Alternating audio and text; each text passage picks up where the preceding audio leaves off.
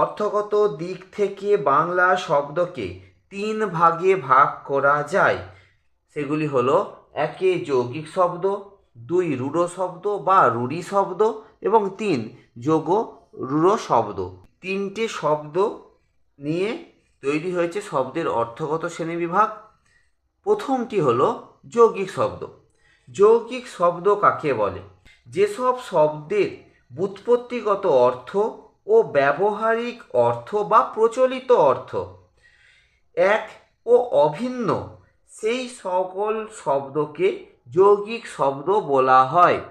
অর্থাৎ বন্ধুরা মনে রাখবে, এই যৌগিক শব্দের অন্তর্গত শব্দগুলি ব্যুৎপত্তিগতভাবে বা প্রকৃতি প্রত্যয়জাতভাবে শব্দের অর্থ যা ছিল বর্তমানেও সেই শব্দের সেই একই অর্থ প্রচলিত আছে।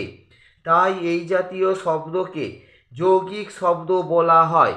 যেমন ধরো পালক, এই পালক শব্দটা, এই শব্দটা এসেছে পাযুক্ত অক বা নক সমান পালক। এই শব্দের ব্যুৎপত্তি এবং প্রচলিত অর্থ হলো যে পালন করে। একই রকমভাবে দ্বিতীয় যে শব্দটি হলো বহনীয়। এই বহনীয় শব্দটি এসেছে বহ যুক্ত অনীয়। এই শব্দের ব্যুৎপত্তিগত অর্থ এবং প্রচলিত অর্থ হলো বহনযোগ্য।